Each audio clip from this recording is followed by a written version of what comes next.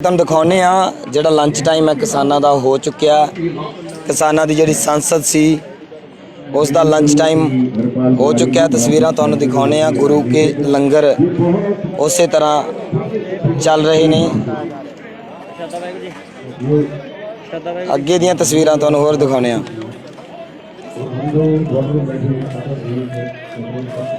ਤਾਂ ਦਿੱਲੀ ਦੀ ਜਿਹੜੀ ਸਿੱਖ ਸੰਗਤ ਹੈ ਉਹ ਕਿਸਾਨਾਂ ਦੇ ਲਈ ਲੰਗਰ ਲੈ ਕੇ ਪਹੁੰਚਦੀ ਹੈ। ਤਾਂ ਜਿਸ ਤਰ੍ਹਾਂ ਨੇਤਾਵਾਂ ਦੀ ਸੰਸਦ ਦੇ ਵਿੱਚ ਲੰਚ ਟਾਈਮ ਹੁੰਦਾ ਉਸੇ ਤਰ੍ਹਾਂ ਜਿਹੜਾ ਕਿਸਾਨਾਂ ਦੀ ਸੰਸਦ ਦੇ ਵਿੱਚ ਲੰਚ ਟਾਈਮ ਹੋਇਆ। ਸਿੱਖ ਹੀ ਪਾਉਂਦੇ ਨੇ ਆਕਸੀਜਨ ਦੇ ਲੰਗਰ ਮਰਦਿਆਂ ਦੇ ਲਈ ਲਾਉਂਦੇ ਨੇ।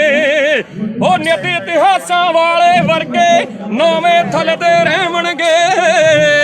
ਗੁਰੂ ਨਾਨਕ ਜੀ ਦੇ ਲੰਗਰ ਐਵੇਂ ਚੱਲਦੇ ਰਹਿਣਗੇ।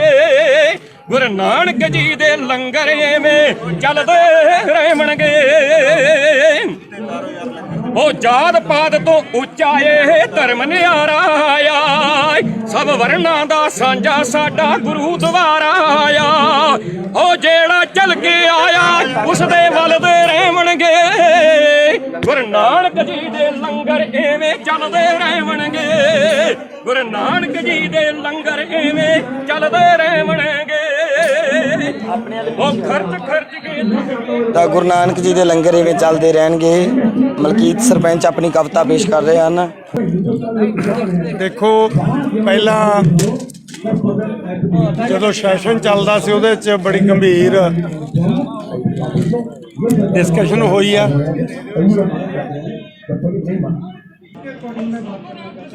ਹੁਣ ਦੇਸ਼ ਦੀ ਪਾਰਲੀਮੈਂਟ ਦੇ ਮੈਂਬਰਾਂ ਤੋਂ ਉਲਟ ਸਾਦਗੀ ਨਾਲ ਕਿਸਾਨ ਜਿਹੜੇ ਡੈਲੀਗੇਟ ਨੇ ਇਹ ਸਾਰੇ ਬੈਠ ਕੇ ਸਾਦੇ ਢੰਗ ਨਾਲ ਲੰਗਰ ਛਕ ਰਹੇ ਨੇ। ਇਹ ਇਸ ਦ੍ਰਿੜਤਾ ਨੂੰ ਪ੍ਰਗਟ ਕਰਦਾ ਹੈ ਕਿ ਅਸੀਂ ਆਪਣਾ ਜੋ ਸਾਡੀਆਂ ਮੰਗਾਂ ਨੇ, ਜੋ ਮੁੱਦੇ ਨੇ, ਉਹਨਾਂ ਨੂੰ ਪੂਰੇ ਕਰਾਏ ਬਿਨਾਂ ਅਸੀਂ ਪਿੱਛੇ ਨਹੀਂ ਹਟਦੇ। ਨਾ ਸਾਡੇ ਕੋਲੇ ਐਕਸ਼ਨਾਂ ਦੇ ਨਵੇਂ ਐਕਸ਼ਨਾਂ ਦੀ ਘਾਟ ਹੈ ਤੇ ਨਾ ਸਾਡੇ ਕੋਲੇ ਠੰਮੇ ਤੇ ਦਲੇਰੀ ਦੀ ਘਾਟ ਹੈ ਇਹਨਾਂ ਨੂੰ ਲੜਨ ਲਈ। ਇਸ ਕਰਕੇ ਅਸੀਂ ਡਟ ਕੇ ਇਸ ਲੜਾਈ ਨੂੰ ਚਲਾ ਰਹੇ ਹਾਂ ਤੇ ਬੜੇ ਸ਼ਾਂਤੀਪੂਰਨ ਢੰਗ ਨਾਲ ਲੜਾ ਰਹੇ ਹਾਂ। ਅੱਜ ਜਿਹੜਾ ਬਣਾਇਆ ਗਿਆ ਸੀ ਸਪੀਕਰ, ਜਿਨ੍ਹਾਂ ਨੂੰ ਸਪੀਕਰ ਬਣਾਇਆ ਗਿਆ ਸੀ, ਔਰ ਉਸ ਤੋਂ ਬਾਅਦ ਇੱਕ ਖੇਤੀਬਾੜੀ ਮੰਤਰੀ ਵੀ ਬਣਾਈ ਗਈ ਸੀ, ਉਹਨਾਂ ਨੇ ਅਸਤੀਫਾ ਦੇ ਦਿੱਤਾ ਮੈਂ ਸੁਣਿਆ ਜੀ।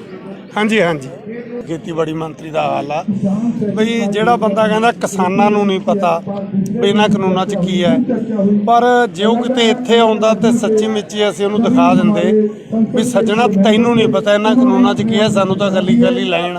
ਹੁਣ ਜਪਜੀ ਸਾਹਿਬ ਵਾਂਗੂ ਯਾਦ ਹੈ ਸਾਡੇ ਤਾਂ, ਜਿਵੇਂ ਉਹਨਾਂ ਨੇ ਅਸਤੀਫਾ ਦਿੱਤਾ, ਸਵਾਲਾਂ ਦੇ ਜਵਾਬਾਂ ਤੋਂ ਭੱਜੇ ਨੇ, ਇਵੇਂ ਅਸਲੀ ਵੀ ਭੱਜ ਸਕਦੇ ਸੀ। ਅੱਜ ਇੱਕ ਨਕਲੀ ਬਣਾਈ। ਹਾਂ, ਜੇ ਅਸਲੀ ਹੁੰਦੇ ਤੇ ਅਸਲੀਆਂ ਨੇ ਵੀ ਐਵੇਂ ਹੀ ਭੱਜਣਾ ਸੀ ਜਿਵੇਂ ਡੰਮੀ ਨੂੰ ਭੱਜਣਾ ਪਿਆ, ਕਿਉਂਕਿ ਉਹਨਾਂ ਕੋਲੇ ਵੀ ਕਹਿਣ ਨੂੰ ਕੁਛ ਨਹੀਂ ਇਹਨਾਂ ਦੇ ਹੱਕ 'ਚ। ਉਹ ਕਾਰਪੋਰੇਟਰਾਂ ਦੇ ਡਰਾਫਟ ਕੀਤੇ ਕਾਨੂੰਨ ਆ, ਕਾਰਪੋਰੇਟਰਾਂ ਦੇ CEO ਨੇ ਲਿਖੇ ਨੇ। ਇਹਨਾਂ ਨੇ ਜਿਵੇਂ ਜਿੰਦੂ ਸਾਹਿਬ ਨੇ ਦੱਸਿਆ ਵੀ ਇਹ ਤਾਂ ਦੋ ਸ਼ਬਦ ਬਦਲਣ ਤੋਂ ਬਿਨਾਂ ਆਰਡੀਨੈਂਸ ਤੋਂ ਲੈ ਕੇ ਕਾਨੂੰਨ ਬਣਾਉਣ ਤੱਕ ਉਹਦੇ 'ਚ ਕੱਖ ਨਹੀਂ ਕਰ ਸਕੇ ਜੀ। ਬਿਲਕੁਲ। ਤਾਂ ਸੁਖਦਰਸ਼ਨ ਨੱਤ ਜੀ ਬੈਠੇ ਨੇ, ਇਹਨਾਂ ਦੇ ਨਾਲ ਵੀ ਆਪਾਂ ਗੱਲਬਾਤ ਕਰਦੇ ਰਵਾਂਗੇ, ਪਰ ਤੁਹਾਨੂੰ ਦਿਖਾਉਂਦੇ ਆ ਜਿਹੜੇ ਕਿਸਾਨ ਨੇ ਇਸ ਵਕਤ ਲੰਚ ਆ ਜਿਹੜਾ ਕਰ ਰਹੇ ਨੇ। ਕਿਸਾਨਾਂ ਦੀ ਜਿਹੜੀ ਸੰਸਦ ਆ ਉਹਦਾ ਲੰਚ ਟਾਈਮ ਹੋ ਗਿਆ। ਜੰਤਰ ਮੰਤਰ ਦੇ ਉੱਪਰ ਜਿਹੜੀ ਸੰਸਦ ਹੈ ਕਿਸਾਨਾਂ ਨੇ ਲਗਾਈ ਹੈ। ਇਸ ਵਾਰ ਜਿਹੜਾ ਦਿੱਲੀ ਦੀ ਕਾਲ ਸੀ 22 ਦੀ, ਤੇ ਅੱਜ ਦੂਸਰਾ ਦਿਨ ਹੈ। ਅੱਗੇ ਚੱਲ ਕੇ ਹੋਰ ਤੁਹਾਨੂੰ ਰੌਚਕ ਜਿਹੜੇ ਦ੍ਰਿਸ਼ ਨੇ ਉਹ ਦਿਖਾਉਂਦੇ ਆ ਕਿਸਾਨ ਸੰਸਦ ਦੇ। ਇਸ ਸਾਈਡ ਜਿਹੜੀ ਟੈਂਟ ਲੱਗਾ ਹੋਇਆ ਕਿਸਾਨਾਂ ਦਾ, ਰਾਈਟ ਸਾਈਡ ਤੁਸੀਂ ਦੇਖੋਗੇ ਤਾਂ ਇਸ ਸਾਈਡ ਜਿਹੜਾ ਕਿਸਾਨ ਸੰਸਦ ਇਹਦੇ ਜਿਹੜੀ ਅੰਡਰ ਹੈ ਉਹ ਚੱਲਦੀ ਹੈ। ਸਰਪੰਚ ਸਾਹਿਬ ਮਲਕੀਤ ਸਰਪੰਚ ਜੀ ਜਿਹੜੇ ਸਾਡੇ ਨਾਲ ਉਹ ਵੀ ਜੁੜਨਗੇ, ਉਹਨਾਂ ਤੋਂ ਵੀ ਸੁਣਾਂਗੇ। ਲੰਗਰ ਬਾਰੇ ਅੱਜ ਇੱਕ ਕਵਿਤਾ ਤੁਸੀਂ ਪੇਸ਼ ਕਰ ਰਹੇ ਸੀ। ਅੰਤ ਸਕਤਾਂ ਬੈਠੀਆਂ ਜੀ, ਕੋਈ ਊਚ ਨੀਚ ਨਹੀਂ, ਸਭ ਧਰਮਾਂ ਦਾ ਸਾਂਝਾ ਜੀ। ਹਰ ਇੱਕ ਭਾਵੇਂ ਮੋਦੀ ਵੀ ਆਗੇ ਛਕ ਜੇ ਜੀ ਹੈਰੀ ਸੈਸ਼ਨ ਪੁਲਿਸ ਪ੍ਰਸ਼ਾਸਨ ਪੁਲਿਸ ਦੇ ਉਹ ਵੀ ਸਕਦਾ ਇੱਥੇ। ਉਹ ਛਕ ਰਹੇ ਪੁਲਿਸ ਵਾਲੇ ਦੇ ਛਕ ਰਹੇ ਆ ਜੀ ਚਲੋ ਉਹ ਮਜਬੂਰ ਨੇ ਆਪਣੀ ਡਿਊਟੀ ਨਿਭਾ ਰਹੇ ਨੇ ਪਰ ਦਰਦ ਇਨਸਾਨੀਅਤ ਦਾ ਉਹਨਾਂ ਦੇ ਦਿਲਾਂ 'ਚ ਹੈਗਾ ਜੀ ਉਹ ਕਰਦੇ ਸਾਂਝਾ ਜੀ ਹੋ ਬਾਬਰ ਰੰਗੇ ਬਣਦੇ ਬੰਨ ਪਾਵੇਂ ਬੇਈਮਾਨੀਆਂ ਦਾ ਦਰਿਆਵਾਂ ਵਾਂਗਰ ਵਹਿੰਦਾ ਇਹ ਧਰਮਦਾਨੀਆਂ ਦਾ ਹੋ ਜ਼ੁਲਮਾਂ ਦੇ ਲਈ ਵਾਂਗ ਸਮੁੰਦਰ ਛਲਦੇ ਰਹਿਣਗੇ ਗੁਰੂ ਨਾਨਕ ਜੀ ਦੇ ਲੰਗਰ ਐਵੇਂ ਚੱਲਦੇ ਰਹਿਣਗੇ ਗੁਰੂ ਨਾਨਕ ਜੀ ਦੇ ਲੰਗਰ ਐਵੇਂ ਚੱਲਦੇ ਰਹਿਣਗੇ ਉਹ ਦੁਸ਼ਮਣ ਦੇ ਮੂੰਹ ਪਾਣੀ ਵੇਖੋ ਸਿੱਖ ਹੀ ਪਾਉਂਦੇ ਨੇ ਆਕਸੀਜਨ ਦੇ ਲੰਗਰ ਮਰਦਾਂ ਦੇ ਲਈ ਲਾਉਂਦੇ ਨੇ ਉਹ ਨਿੱਤ ਇਤਿਹਾਸਾਂ ਵਾਲੇ ਵਰਕੇ ਨਾਵੇਂ ਹਲਦੇ ਰਹਿਣਗੇ ਗੁਰੂ ਨਾਨਕ ਜੀ ਦੇ ਲੰਗਰ ਐਵੇਂ ਚੱਲਦੇ ਰਹਿਣਗੇ ਗੁਰੂ ਨਾਨਕ ਜੀ ਦੇ ਲੰਗਰ ਐਵੇਂ ਚੱਲਦੇ ਰਹਿਣਗੇ ਹੋ ਜਾਤ ਪਾਤ ਤੋਂ ਉੱਚਾ ਇਹ ਧਰਮ ਨਿਆਰਾ ਆ ਸਭ ਵਰਨਾਂ ਦਾ ਸਾਂਝਾ ਸਾਡਾ ਗੁਰੂ ਦੁਆਰਾ ਆ ਹੋ ਜਿਹੜਾ ਚੱਲ ਕੇ ਆਇਆ ਉਸ ਦੇ ਵੱਲ ਦੇ ਰਹਿਣਗੇ ਗੁਰੂ ਨਾਨਕ ਜੀ ਦੇ ਲੰਗਰ ਐਵੇਂ ਚੱਲਦੇ ਰਹਿਣਗੇ ਗੁਰੂ ਨਾਨਕ ਜੀ ਦੇ ਲੰਗਰ ਐਵੇਂ ਚੱਲਦੇ ਰਹਿਣਗੇ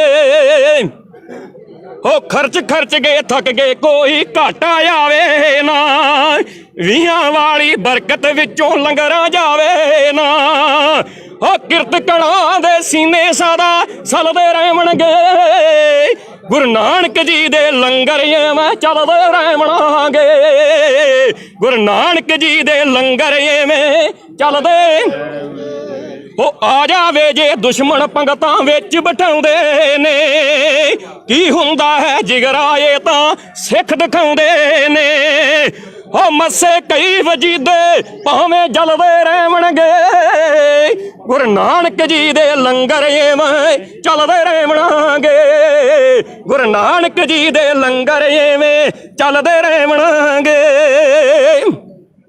ਹੋ ਸਭ ਰੱਬ ਦੀਆਂ ਰੂਹਾਂ ਸੰਗਤਾਂ ਕਈ ਹਜ਼ਾਰਾਂ ਨੇ ਗੁਰੂ ਨਾਨਕ ਜੀ ਦੇ ਲੰਗਰ ਦਿੱਲੀ ਦੀਆਂ ਬਹਾਰਾਂ ਨੇ ਹੋ ਮਲਕੀ ਸਰਪੰਚਾ ਧਰਮੀ ਚੁੱਲੇ ਸਦਾ ਬਲਦੇ ਰਹਿਣਗੇ ਗੁਰੂ ਨਾਨਕ ਜੀ ਦੇ ਲੰਗਰ ਐਵੇਂ ਚੱਲਦੇ ਰਹਿਣਗੇ ਗੁਰੂ ਨਾਨਕ ਜੀ ਦੇ ਲੰਗਰ ਐਵੇਂ ਚੱਲਦੇ ਰਹਿਣਗੇ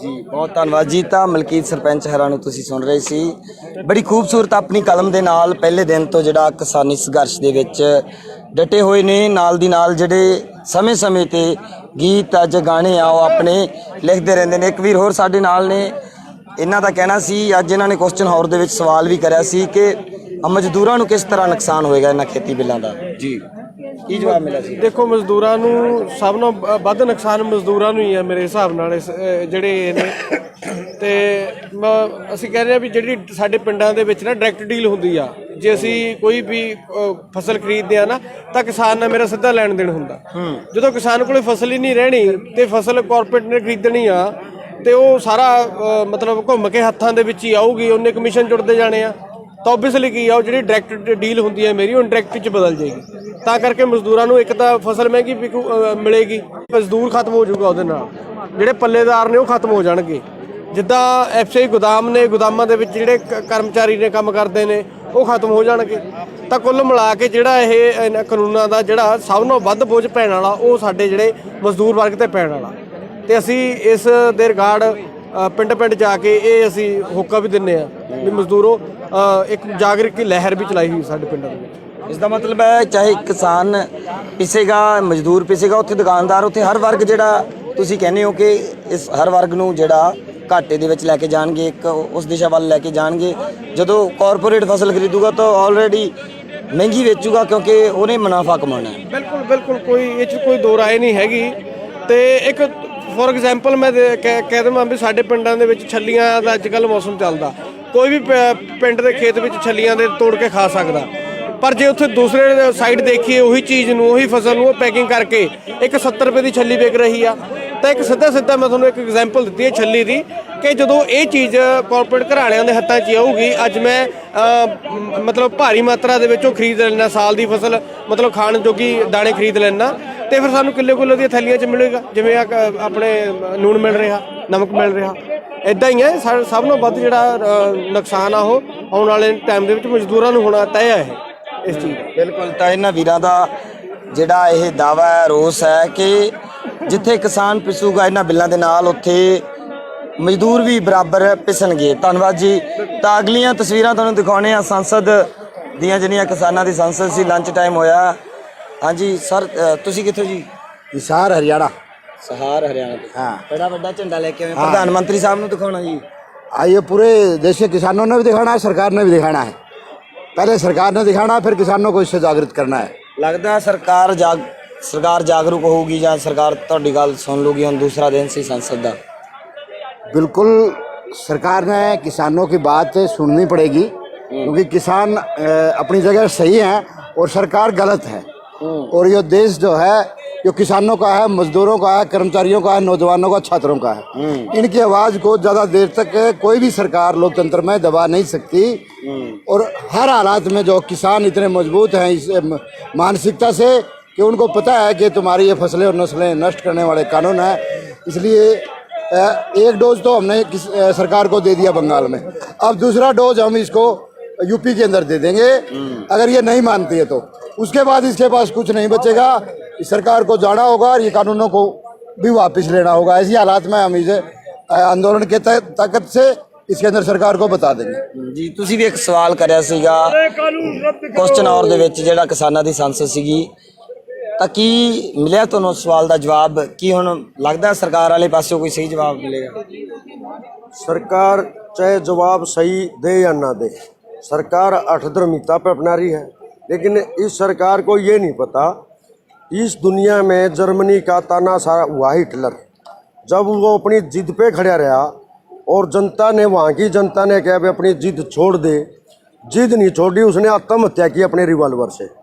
ये तानाशाह हिटलर की राह पे चल रहा है। इसको ये देश की जनता लोकतांत्रिक तरीके से, संविधानिक दायरे के तरीके से इसे बात मनवाना चाहती है, शांति प्रिय तरीके से, लेकिन ये रोज मुसोलिनी और हिटलर की किताबें पढ़ता है। इसको हमें पता है इस बात का, इस व्यक्ति ने आत्महत्या करनी पड़ेगी, सुसाइड करना पड़ेगा।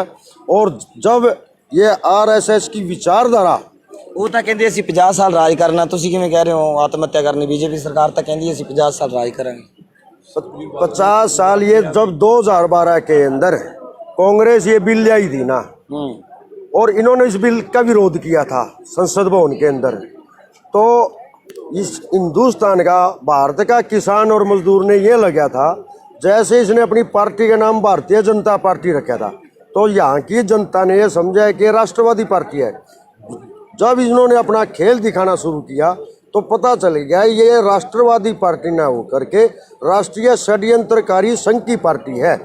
और ये जो 50 साल का अपना ये सोच रहे हैं कि भी हम राज करेंगे, मैं ये आपको दावे से कह सकता हूँ इस देश का किसान और मजदूर, इनको चलो 2024 तक तो हम इनको नहीं हटा सकते, लेकिन 2024 के अंदर ये इलेक्शन नहीं लड़ेंगे, इस देश से भागेंगे और कोई प्रपंच रचने की कोशिश करेंगे।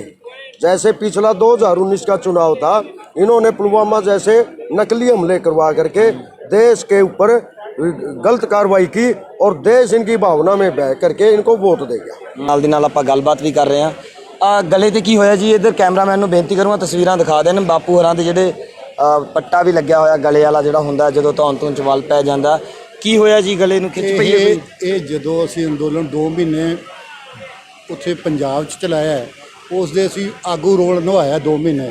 ਉਸ ਤੋਂ ਬਾਅਦ ਅਸੀਂ ਜਦੋਂ 26 ਨਵੰਬਰ ਨੂੰ ਦਿੱਲੀ ਵੱਲ ਕੂਚ ਕਰਿਆ, ਕੁਛ ਤਾਂ ਉੱਥੇ ਟਰੈਕਟਰ ਚਲਾਉਣ ਵਾਲਾ ਛੋੜਦੇ, ਕੁਛ ਇੱਥੇ ਉੱਚਾ ਨੀਵਾਂ ਜਗ੍ਹਾ 'ਤੇ, ਕੁਛ ਸਾਡਾ ਜਿਹੜਾ ਟਰਾਲੀ ਦਾ ਬਿੱਡ ਨੀਵਾਂ ਸੀ, ਉੱਠਣਾ ਵਾਰੀ ਪੈਂਦਾ ਅਤੇ ਧੌਣ ਨੀਵੀਂ ਕਰਨੀ, ਉਹਦੇ ਨਾਲ ਕੁਛ ਸਾਡੇ ਮੈਂ ਬਿਮਾਰ ਹੋ ਗਿਆ, ਇੱਥੇ ਬਿਮਾਰ ਹੋ ਗਿਆ ਸੀ ਅੰਦੋਲਨ 'ਚ, ਅਤੇ 6 ਮਹੀਨੇ ਹੋ ਗਏ ਮੈਨੂੰ। ਫਿਰ ਵੀ ਤੁਹਾਡਾ ਹੌਸਲਾ ਕਿ ਤੁਸੀਂ ਅਜੇ ਵੀ ਕਹਿ ਰਹੇ ਹੋ ਕਿ ਮੈਂ ਜਿਹੜਾ ਸੰਸਦ 'ਚ ਵੀ 2 ਮਹੀਨੇ ਹਸਪੀਟਲ ਰਿਹਾ, ਰਹਿ ਕੇ ਵੀ ਆਏ 2 ਮਹੀਨੇ ਹਸਪੀਟਲ ਰਿਹਾ। ਜਨਵਰੀ ਤੇ ਫਰਵਰੀ। ਉਸ ਤੋਂ ਬਾਅਦ ਫਿਰ ਮੈਂ ਘਰੇ ਰੈਸਟ ਤੇ ਰਿਹਾ, ਦਵਾਈ ਚੱਲਦੀ ਹੈ। ਹੁਣ ਫਿਰ ਮੈਂ ਥੋੜਾ ਮਹਿਸੂਸ ਕਰੇ ਪਰ ਪੂਰਾ ਠੀਕ ਨਹੀਂ, ਦਵਾਈ ਮੇਰੀ ਚੱਲ ਰਹੀ ਹੈ। ਫਿਰ ਵੀ ਤੁਸੀਂ ਪਰੰਤੂ ਆ ਗਏ। ਮੇਰਾ ਜੀ ਬਹੁਤ ਕਰਦਾ, ਅਸੀਂ ਅੰਦੋਲਨ ਤੋਂ ਵੱਖ ਨਹੀਂ ਹੋ ਸਕਦੇ। ਇਹ ਮੌਤ ਦੇ ਬਰੰਟ ਨੇ। ਸਾਰੀ ਆਉਣ ਵਾਲੀ ਪੀੜ੍ਹੀ ਦੇ ਵਾਸਤੇ ਅਸੀਂ ਸੰਘਰਸ਼ ਲੜਨਾ। ਸਾਡੀ ਤਾਂ ਜ਼ਿੰਦਗੀ ਟੱਪ ਜੂ। ਆਉਣ ਵਾਲੀ ਨਸਲਾਂ ਸਾਨੂੰ ਗਾਲਾਂ ਕੱਢਣੀਆਂ ਵੀ ਸਾਡੇ ਬਜ਼ੁਰਗਾਂ ਨੇ ਸਾਡੇ ਵਾਸਤੇ ਕੀ ਛੱਡਿਆ, ਕੀ ਕਰਨ। ਬਿਲਕੁਲ। ਹੋਰ ਕੋਈ ਸਵਾਲ ਕਰੋ। ਕਿਸਾਨਾਂ ਦਾ ਜਿਹੜਾ ਕਹਿਣਾ ਹੈ ਕਿ ਸਾਨੂੰ ਖਤਰਾ ਹੈ ਇਹਨਾਂ ਆਰਡੀਨੈਂਸਾਂ ਤੋਂ, ਇਸ ਕਰਕੇ 2 ਮਹੀਨੇ ਹਸਪਤਾਲ ਵੀ ਰਹੇ, ਪਰ ਫਿਰ ਵੀ ਜਿਹੜਾ ਕਿਸਾਨ ਸੰਸਦ ਮਾਰਚ ਹੈ ਉਹਦੇ ਵਿੱਚ ਸ਼ਾਮਲ ਹੋਏ ਨੇ। ਸਵਾਲ ਅਸੀਂ ਤੁਹਾਨੂੰ ਕੀ ਕਰ ਸਕਦੇ ਹਾਂ ਜੀ, ਤੁਸੀਂ ਜੋ ਵੀ ਆਪਣੇ ਵਿਚਾਰ ਹੈ ਉਹ ਰੱਖ ਸਕਦੇ ਹੋ, ਕਿਉਂਕਿ ਇੱਕ ਵੱਡੀ ਦੇਣ ਹੈ ਅੰਦੋਲਨ ਨੂੰ, ਇੱਕ ਪ੍ਰੋਟੈਸਟ ਨੂੰ ਤੁਸੀਂ ਜਿਹੜਾ ਭਾਵਨਾ ਦੇ ਤੌਰ ਤੇ ਲੈ ਰਹੇ ਹੋ, ਇੱਕ ਜਿਹੜਾ ਪੰਜਾਬ ਦੇ ਤੌਰ ਤੇ ਲੈ ਰਹੇ ਹੋ। ਇਹ ਅੰਦੋਲਨ ਜਿਸ ਤਰ੍ਹਾਂ ਪਹਿਲਾਂ ਪੰਜਾਬ 'ਚ 59 'ਚ ਪ੍ਰਤਾਪ ਸਿੰਘ ਕੈਰੋਂ ਦੀ ਸਰਕਾਰ ਸੀ, ਉਦੋਂ ਵੀ ਉਹ ਵੀ ਇਹਦੇ ਵਾਂਗੂ ਮੋਦੀ ਵਾਂਗੂ ਅੜੀਅਲ ਸੀ। ਉਹਨੇ ਖੁਸ਼ੈਤੀ ਟੈਕਸ ਦਾ ਇੱਕ ਟੈਕਸ ਲਾਇਆ ਸੀ ਕਿਸਾਨਾਂ ਤੇ। ਭਾਖੜਾ ਨਹਿਰ ਨਿਕਲੀ ਸੀ, ਉਹਦੇ ਖੁਸ਼ੈਤੀ ਟੈਕਸ ਲਾਇਆ ਸੀ। ਉਹ ਖੁਸ਼ੈਤੀ ਟੈਕਸ ਲਾ ਕੇ ਆ ਜਿਹੜੀ ਸਾਡੀ ਕੁੱਲ ਹਿੰਦ ਕਿਸਾਨ ਸਭਾ ਹੈ, ਇਹ ਬਹੁਤ ਪੁਰਾਣੀ ਕਿਸਾਨ ਸਭਾ 1936 ਦੀ ਬਣੀ ਹੋਈ ਹੈ, ਦੇਸ਼ ਆਜ਼ਾਦ ਹੋਣ ਤੋਂ ਪਹਿਲਾਂ। ਦੇਸ਼ ਆਜ਼ਾਦ ਹੋਣ ਤੋਂ ਪਹਿਲਾਂ ਵੀ ਇਹਨਾਂ ਨਾਲ ਅੰਗਰੇਜ਼ਾਂ ਵੇਲੇ ਵੀ ਜਿਹੜੇ ਮੋਗਾ ਹਰਸ਼ਾ ਸ਼ੀਨਾ ਮੋਗੇ ਦਾ ਮਤਲਬ ਅੰਦੋਲਨ ਹੈ ਉਹ ਅਸੀਂ ਲੜਿਆ। ਉਹ ਮੋਗਾ ਲੰਬੇ ਸਮੇਂ ਤੋਂ ਲੜ ਰਹੇ ਹਾਂ। 784 ਪਿੰਡ ਦੇ ਮੁਜ਼ਾਹਰਿਆਂ ਨੂੰ 16 ਲੱਖ ਏਕੜ ਜ਼ਮੀਨ ਦੇ ਮਾਲਕ ਇਸ ਕਿਸਾਨ ਸਭਾ ਨੇ ਬਣਾ ਕੇ ਦਿੱਤਾ ਹੈ ਪੰਜਾਬ 'ਚ। ਇਹ ਲੰਮੇ ਅੰਦੋਲਨ ਲੜਦੀ ਹੈ। ਇਹ ਬਹੁਤ ਪੁਰਾਣੀ ਕਿਸਾਨ ਸਭਾ ਹੈ, ਦੇਸ਼ ਆਜ਼ਾਦ ਹੋਣ ਤੋਂ ਪਹਿਲਾਂ ਦੀ ਹੈ। ਇਸ ਕਰਕੇ ਇਹ ਤਾਂ ਹੁਣ ਤਾਂ ਉਦੋਂ ਇਕੱਲੀ ਕਿਸਾਨ ਸਭਾ ਹੀ ਲੜਦੀ ਸੀ, ਪਰੰਤੂ ਲੋਕਾਂ ਦਾ ਸਾਥ ਸੀ। ਹੁਣ ਤਾਂ ਸਮੁੱਚੀ ਜਨਤਾ, ਸਾਰੇ ਵਰਗਾਂ 'ਤੇ ਅਸਰ ਪੈ ਰਿਹਾ। ਹੁਣ ਤਾਂ ਸਾਰੇ ਵਰਗ ਹੀ ਇਹਦੇ ਨਾਲ ਜੁੜੇ ਨੇ। ਇਹ ਅੰਦੋਲਨ ਕਿਤੇ ਖੜਨਾ ਨਹੀਂ, ਵਾਪਸ ਲੈਣੇ ਹੀ ਪੈਣੇ ਉਹਨਾਂ ਨੂੰ ਕਾਨੂੰਨ। ਜਿੰਨਾ ਮਰਜ਼ੀ ਉਹ ਭੱਜ ਲੇ, ਅਖੀਰ ਉਹਨੂੰ ਨਾ 100 ਗੰਢਾ ਤੇ 100 ਛਿੱਤਰ ਖਾਣਾ ਹੀ ਪੈਣਾ। ਨਾਲੇ ਮਤਲਬ ਉਹ ਮੀਂਗਣਾ ਦੇ ਕੇ ਜਿਵੇਂ ਨਾ ਦੁੱਧ ਦਿੰਦੇ ਮੀਂਗਣਾ ਘੋਲ ਕੇ ਦਿਓ ਜ਼ਰੂਰ। ਹਾਂ। ਵਾਹਿਗੁਰੂ ਜੀ ਕਾ ਖਾਲਸਾ, ਵਾਹਿਗੁਰੂ ਜੀ ਕੀ ਫਤਿਹ। ਅੱਜ ਹਿੰਦੁਸਤਾਨ ਦੀ ਸੰਸਦ ਦੇ ਬਾਹਰ ਇਹ ਕਿਸਾਨਾਂ ਦੀ ਸੰਸਦ ਜਿਹੜੀ ਚੱਲ ਰਹੀ ਆ, ਇਹਦੀ ਮੈਂ ਸਾਰੇ ਹਿੰਦੁਸਤਾਨ ਹੀ ਨਹੀਂ ਬਲਕਿ ਦੁਨੀਆ ਭਰ ਦੇ ਉਹ ਲੋਕਾਂ ਨੂੰ ਮੁਬਾਰਕਬਾਦ ਦੇਣੀ ਚਾਹੁੰਦਾ ਹੈ ਜਿਹੜੇ ਇਹਨੂੰ ਦੇਖ ਰਹੇ ਆ, ਉਹਨਾਂ ਨੂੰ ਵੀ ਤੇ ਹਿੰਦੁਸਤਾਨ ਦੇ ਸਾਰੇ ਕਿਸਾਨਾਂ ਨੂੰ। ਭਈ ਇਹ ਇੱਕ ਬੜੀ ਵੱਡੀ ਜਿੱਤ ਆ ਕਿਸਾਨਾਂ ਦੀ। ਭਈ ਬਰਾਬਰ ਦੀ ਪੈਰਲਲ ਜਿਹੜੀ ਸਰਕਾਰ ਆ ਉਹਦੇ ਬਰਾਬਰ ਅਸੀਂ ਸੰਸਦ ਚਲਾ ਰਹੇ ਆ ਜੀ। ਇਹ ਸੰਸਦ ਜਿਹੜੀ ਆ ਇਹਦੇ ਅੰਦਰ ਅੱਜ APMC ਦੇ ਉੱਪਰ ਗੱਲਬਾਤ ਹੋ ਰਹੀ ਆ। ਜਿਹੜੀ ਕਿਸਾਨਾਂ ਨੂੰ ਆਮਦਨ ਦੂਣੀ ਕਰਨ ਵਾਸਤੇ ਸਰਕਾਰ ਕਹਿ ਰਹੀ ਸੀ, ਉਹ ਦੂਣੀ ਇਹਨਾਂ ਕਿੱਥੋਂ ਕਰਨੀ, ਨਾ ਤੇ ਅਜੇ ਤੱਕ ਇਹਨਾਂ ਨੇ ਦੱਸਿਆ ਕਿ ਦੂਣੀ ਕਿੱਥੋਂ ਕਰਨੀ ਹੈ। ਕਿਉਂ ਇਹਨੂੰ ਕੋਈ ਕੰਮ ਆ ਸਰਕਾਰ ਦਾ ਕਿ ਜਦੋਂ ਕਿਸੇ ਕੰਮ ਨੂੰ ਮਾੜਾ ਹੋਵੇ ਉਹਨੂੰ ਬੜੀ ਵੱਡੀ ਐਡਵਰਟਾਈਜ਼ਮੈਂਟ ਕਰ ਦਿੰਦੇ ਆ। ਹਿੰਦੁਸਤਾਨ ਦੇ ਅੰਦਰ ਇਹ ਲੈ ਕੇ ਆਏ GST ਤੇ ਇਹਨਾਂ ਨੇ ਦੀਪਮਾਲਾ ਕਰਾਈ ਤੇ ਲੋਕਾਂ ਨੂੰ ਖੁਸ਼ੀਆਂ ਵੰਡੀਆਂ ਤੇ ਇਹ ਵੰਡੀ ਆਪਣੇ ਮਠਿਆਈਆਂ ਵੰਡੀਆਂ। ਉਹ ਲੋਕਾਂ ਨੂੰ ਲੈ ਕੇ ਬੈਠ ਗਈ GST, ਸਰਕਾਰ ਦੇ ਫਾਇਦੇ ਦੀ ਸੀ। ਅੱਜ ਇਹ ਲੈ ਕੇ ਆਏ 3 ਖੇਤੀ ਕਾਨੂੰਨ। ਦੇਸ਼ ਦੇ ਅੰਦਰ ਆਰਥਿਕ ਮੰਦੀ ਇੰਨੀ ਸੀ ਜਿਹਦਾ ਹਿਸਾਬ ਕੋਈ ਨਹੀਂ, ਔਰ ਉਹਨੂੰ ਇਹਨਾਂ ਨੇ ਧਿਆਨ ਨਹੀਂ ਕੀਤਾ। ਉਸੇ ਦੌਰਾਨ ਜਦੋਂ ਪੀਕ ਤੇ ਉਸ ਵੇਲੇ ਕਰੋਨਾ ਸੀ, ਉਸ ਵੇਲੇ ਇਹ ਕਾਨੂੰਨ ਲਿਆਉਣ ਦਾ ਕੋਈ ਮਤਲਬ ਨਹੀਂ ਸੀ, ਪਰ ਇਹ ਲੈ ਕੇ ਆਏ। ਇਹਨਾਂ ਨੂੰ ਪਤਾ ਸੀ ਵੀ ਜੇ 370 ਤੋੜੀ ਆ ਉੱਥੇ ਕੋਈ ਨਹੀਂ ਬੋਲਿਆ, ਬਾਕੀ ਕਾਨੂੰਨ ਲੈ ਕੇ ਆਏ ਆ ਹਿੰਦੁਸਤਾਨ ਦੀ ਧਰਤੀ 'ਤੇ ਕੋਈ ਨਹੀਂ ਬੋਲਿਆ ਤੇ ਇਹ ਵੀ ਲੈ ਆਓ। ਕਿਉਂ ਕਿ ਅੱਜ ਦੇ ਮੇਰੇ ਦੇਸ਼ ਦਾ ਪ੍ਰਾਈਮ ਮਿਨਿਸਟਰ ਜਿਹੜਾ ਉਹ ਜਾਂ ਵਿਚੋਲਾ ਕਹਿ ਲਓ, ਜਾਂ ਦਲਾਲ ਕਹਿ ਲਓ, ਤੇ ਜਾਂ ਉਹਨੂੰ ਪ੍ਰਾਪਰਟੀ ਡੀਲਰ ਕਹਿ ਲਓ। ਉਹ FCI ਖਤਮ ਕਰਕੇ ਦੇਸ਼ ਦੇ ਦੇਸ਼ ਦੇ ਅੰਦਰੋਂ ਤੇ ਮੰਡੀਆਂ ਜਿਹੜੀਆਂ ਵਾ ਉਹ ਨਿੱਜੀਕਰਨ ਕਰਾਉਣੀਆਂ ਚਾਹੁੰਦਾ, ਮਤਲਬ ਕੋਆਪਰੇਟਿਵ ਘਰਾਣਿਆਂ ਨੂੰ ਵੇਚਣੀਆਂ ਚਾਹੁੰਦਾ। ਤੇ ਉਹਨੂੰ ਕੀ ਫਾਇਦਾ ਹੋਣਾ ਇਹ ਤੇ ਉਹ ਜਾਣਦਾ, ਪਰ ਕਿਸਾਨਾਂ ਦਾ ਸੱਤਿਆਨਾਸ਼ ਹੋਣਾ ਇਹਦੇ ਵਿੱਚ। ਇਸ ਕਰਕੇ ਇਹ ਕਾਨੂੰਨ ਜਿਹੜੇ ਆ ਇਹ ਵਾਪਸ ਹੋਣੇ ਚਾਹੀਦੇ ਆ ਤੇ MSP ਦੀ ਗਰੰਟੀ ਜਿਹੜੀ ਆ ਉਹ ਹੋਣੀ ਚਾਹੀਦੀ ਆ। ਵਾਹਿਗੁਰੂ ਜੀ ਕਾ ਖਾਲਸਾ, ਵਾਹਿਗੁਰੂ ਜੀ ਕੀ ਫਤਿਹ। ਤਾਂ ਇਹ ਤਸਵੀਰਾਂ ਨੇ ਲੰਚ ਟਾਈਮ ਤੋਂ ਬਾਅਦ ਦੀਆਂ ਸੰਸਦ ਦੇ ਜਿਹੜੀ ਕਿਸਾਨ ਸੰਸਦ ਜਿਹੜੀ ਲਗਾਈ ਸੀ ਕਿਸਾਨਾਂ ਨੇ, ਉਸ ਤੋਂ ਬਾਅਦ ਦੀਆਂ ਤਸਵੀਰਾਂ ਤੁਸੀਂ ਦੇਖ ਰਹੇ ਹੋ। ਇੱਧਰ ਰੋਜ਼ਾਨਾ ਦੀ ਤਰ੍ਹਾਂ ਡਾਕਟਰ ਸਵੈਮਨ ਸਿੰਘ ਹਰੀ ਜਿਹੜੀ ਆਪਣੀ ਸੇਵਾ ਦੇ ਤੈਨਾਤ ਨੇ। ਔਰ ਡਾਕਟਰ ਸਾਹਿਬ ਅੱਜ ਦੂਸਰਾ ਦਿਨ ਹੈ, ਕਿੱਦਾਂ ਲੱਗ ਰਿਹਾ ਜੀ? ਭਾਈ ਜੀ ਮੈਂ ਮਜ਼ਾਕ ਦੀ ਗੱਲ ਕਰਨ ਲੱਗਾ ਪਹਿਲਾਂ, ਬਾਅਦ ਚ ਆਪਾਂ ਸੀਰੀਅਸ ਨੋਟ ਤੇ ਹੋ ਜਾਵਾਂਗੇ। ਭਾਈ ਸਾਹਿਬ ਮੈਨੂੰ ਹੁਣੇ ਮਿਲੇ ਆ, ਮੈਂ ਕਿਹਾ ਚਲੋ ਆਪਾਂ ਕੋਈ ਗੱਲਬਾਤ ਕਰਾਂਗੇ। ਆਂਦੇ ਡਾਕਟਰ ਸਾਹਿਬ ਅਸੀਂ ਤੈਨੂੰ ਘਰ ਲਿਖਾਇਆ ਸੀ ਤੇ ਘਰ ਨਹੀਂ ਅਜੇ ਤੱਕ ਮਿਲਿਆ। ਸੋ ਬਹੁਤ ਵਧੀਆ ਲੱਗ ਰਿਹਾ। ਵੇਖੋ ਆਪਣੇ ਪਰਿਵਾਰ ਵਿੱਚ ਅਸੀਂ ਇੱਥੇ ਆਏ ਆ ਤੇ ਜਿਹੜੇ ਸੁੱਤੇ ਪਏ ਆ ਲੋਕ ਉਹਨਾਂ ਨੂੰ ਜਗਾਉਣ ਆਏ ਆ ਤੇ ਆਈ ਥਿੰਕ ਕਿਤੇ ਨਾ ਕਿਤੇ ਉਹ ਜਾਗੇ ਆ। ਹੁਣ 20 MP ਕੱਲ ਆਏ ਆ ਕੇਰਲਾ ਤੋਂ, ਹੋਰ ਵੀ ਵੇਖੋ ਮੈਨੂੰ ਲੱਗਦਾ ਲੋਕ ਆਉਣਗੇ। ਅੱਜ ਕੱਲ ਤੁਹਾਡੀ ਡਿਊਟੀ ਇੱਥੇ ਲੱਗੀ ਹੋਈ ਆ ਤੇ ਜਿਹੜੇ ਘਰਾਂ ਦਾ ਜਿਹੜਾ ਪ੍ਰੋਸੈਸ ਸੀਗਾ ਉਹ ਹੁਣ ਕਿੱਥੋਂ ਕੁ ਤੱਕ ਪਹੁੰਚ ਗਿਆ ਜੀ? 1200 ਬਣਾਤੇ ਸੀ ਤੁਸੀਂ? 1250 ਪੰਚਾਇਤ ਤੇ ਆ। ਪ੍ਰੋਬਲਮ ਆਵਲੇ ਪਿਛਲੇ 10 ਦਿਨਾਂ ਤੋਂ ਇਹ ਆ ਰਹੀ ਆ ਕਿ ਜਿਹੜੀਆਂ ਫੈਕਟਰੀ ਜਿੱਥੋਂ ਸਾਡਾ ਲੋਹਾ ਆਉਂਦਾ ਸੀ ਉੱਥੇ ਪਾਣੀ ਕਾਫੀ ਇਕੱਠਾ ਹੋ ਗਿਆ ਔਰ ਉਹ ਜਿਹੜੀ ਟਰੱਕ ਨਹੀਂ ਬਾਹਰ ਨਿਕਲ ਪਾ ਰਿਹਾ। ਸੋ ਉਹਦੇ ਕਰਕੇ ਪਿਛਲੇ ਹਫ਼ਤੇ ਦਾ ਸਾਡਾ ਕੰਮ ਰੁਕਿਆ ਵਾ, ਪਰ ਹੋਪਫੁਲੀ ਅਗਲੇ 3-4 ਦਿਨਾਂ 'ਚ ਅਸੀਂ ਰੀਸਟਾਰਟ ਕਰਦਾ। ਜਿਹੜੇ 1200 ਬਣਾਏ ਨੇ ਉਹਨਾਂ ਦੇ ਵਿੱਚ ਕਿਸ ਤਰ੍ਹਾਂ ਦਾ ਮਾਹੌਲ ਆ? ਜਿਸ ਤਰ੍ਹਾਂ ਸਿੰਘੂ ਬਾਰਡਰ ਤੇ ਕੁਝ ਘਰਾਂ ਨੂੰ ਜਿਹੜੇ ਕਿਸਾਨਾਂ ਦੇ ਟੈਂਟ ਸੀ ਉਹਨਾਂ ਨੂੰ ਅੱਗ ਵੀ ਲੱਗੀ ਆ 2 ਵਾਰ, ਤਾਂ ਸੇਫਟੀ ਸਿਕਿਉਰਿਟੀ ਹੈਗੀ ਆ ਜਿਹੜੇ ਉਹ ਤੁਸੀਂ ਬਣਾ ਰਹੇ ਹੋ? ਕਿਉਂਕਿ ਅੱਜ ਤੱਕ ਕੋਈ ਸ਼ਿਕਾਇਤ ਨਹੀਂ ਆਈ ਉਹਨਾਂ ਦੀ। ਵੇਖੋ ਹੁਣ ਮੋਸਟਲੀ ਅਸੀਂ ਲੋਹੇ ਦੇ ਬਣਾ ਰਹੇ ਹਾਂ, ਪਹਿਲਾਂ ਬਾਂਸ ਦੇ ਵੀ ਬਣਾਏ, ਬਾਂਸ ਤੇ ਲੋਹੇ ਦੇ, ਇਹ 2 ਬਣਾਉਂਦੇ ਆ।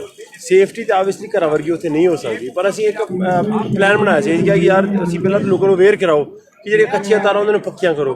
ਪਰ ਫਿਰ ਵੀ ਜੇ ਅੱਗ ਲੱਗਦੀ ਆ, ਅਸੀਂ ਕਿਹਾ ਕਿ ਚਲੋ ਇੱਕ ਅੱਧਾ ਟੈਂਟ ਜੇ ਸੜਦਾ ਵੀ ਆ ਸਾਨੂੰ ਉਹ ਮਨਜ਼ੂਰ ਆ, ਪਰ ਜੇ ਅਸੀਂ ਸਾਰੇ ਟੈਂਟਾਂ ਵਿੱਚ ਫਾਇਰ ਹਾਈਡਰੈਂਟ ਵੀ ਰੱਖਣ ਦੀ ਫਾਇਰ ਐਕਸਟਿੰਗੁਇਸ਼ਰ ਰੱਖਣੇ ਪੈ ਗਏ ਦੈਨ ਉਹ ਕੋਸਟ ਇਫੈਕਟਿਵ ਨਹੀਂ ਹੋਊਗਾ। ਇਸ ਲਈ ਸੋ ਅਸੀਂ ਕੋਸਟ ਪਹਿਲਾਂ ਫਾਇਰ ਐਕਸਟਿੰਗੁਇਸ਼ਰ ਦੇਣੇ ਸ਼ੁਰੂ ਕੀਤੇ ਸੀ, ਫਿਰ ਅਸੀਂ ਹਟ ਗਏ। ਹੁਣ ਅਸੀਂ ਇਹੋ ਹੀ ਲੋਕਾਂ ਨੂੰ ਅਵੇਅਰਨੈਸ ਕ੍ਰੀਏਟ ਕਰ ਰਹੇ ਹਾਂ ਕਿ ਜਿਹੜੇ ਕਿਚਨ ਆ ਆਪਣੇ ਐਟਲੀਸਟ ਕਿਚਨ ਜਿਹੜੇ ਉਹ ਘਰ ਤੋਂ ਬਾਹਰ ਰੱਖੋ। ਸੋ ਆਪਣੇ ਵੱਲੋਂ ਅਵੇਅਰਨੈਸ ਕ੍ਰੀਏਟ ਕਰ ਰਹੇ। ਅੱਗ ਦਾ ਜਿਹੜਾ ਪਕਾਉਣ ਦਾ ਕੰਮ ਮੋਸਟਲੀ ਕਿਚਨ ਦੇ ਵਿੱਚ ਉਹ ਬਾਹਰ ਘਰੋਂ ਬਾਹਰ ਕਰੋ। ਇੱਕ ਜਿਹੜੇ ਤਾਰਾਂ ਉਹ ਆਪਣੀਆਂ ਪੱਕੀਆਂ ਕਰੋ। ਇੱਕ ਹੋਰ ਦਰਸ਼ਕਾਂ ਨੂੰ ਅੱਜ ਦੀ ਖਾਸ ਜਾਣਕਾਰੀ ਦਿਓ।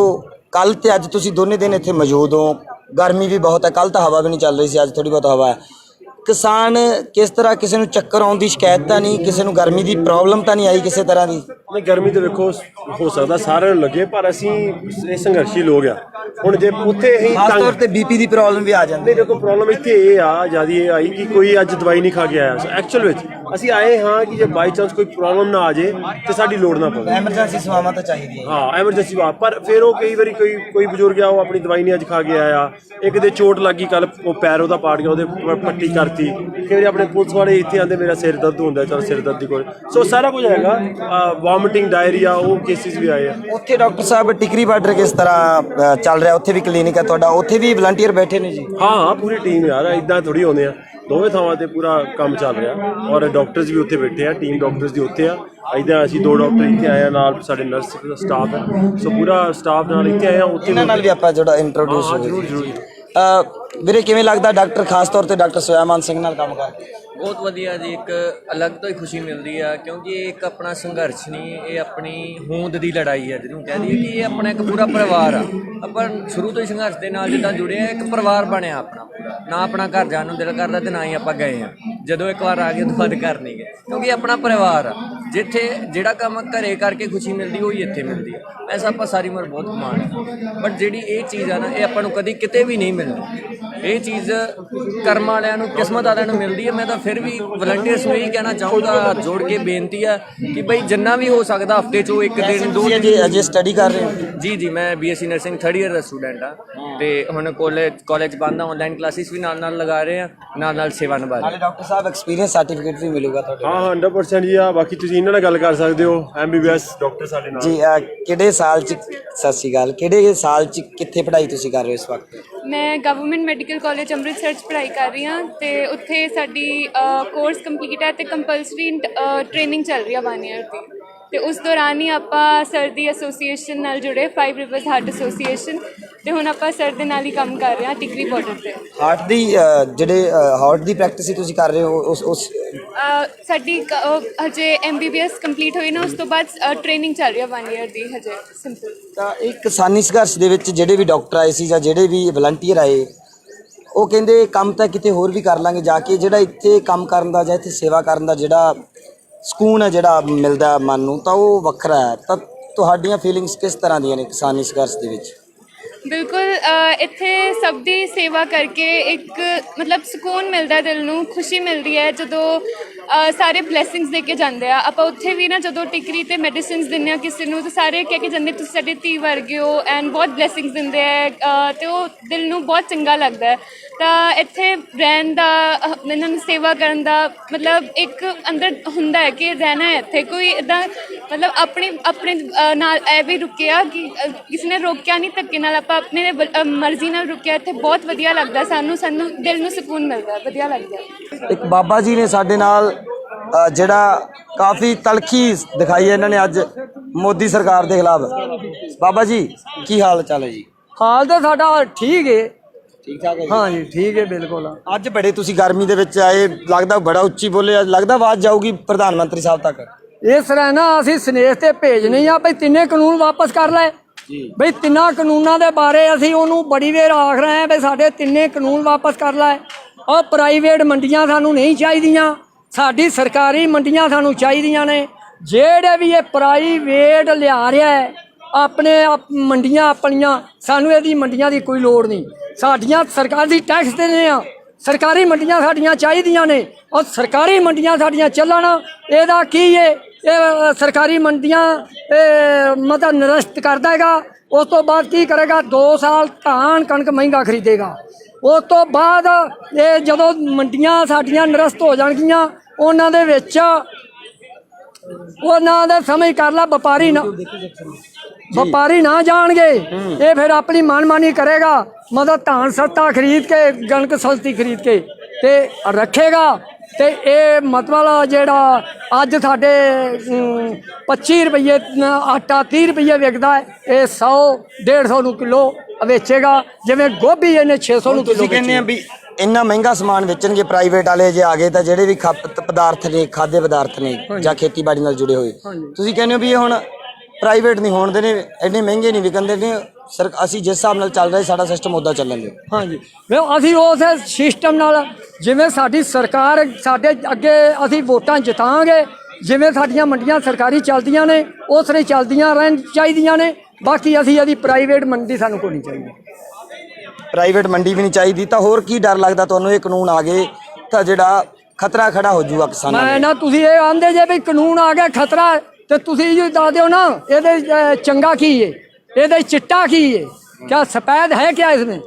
आप बताओ क्या सफेद है? हमारे लिए तो काले हैं ही है ना, आप बताओ इसमें सफेद क्या है?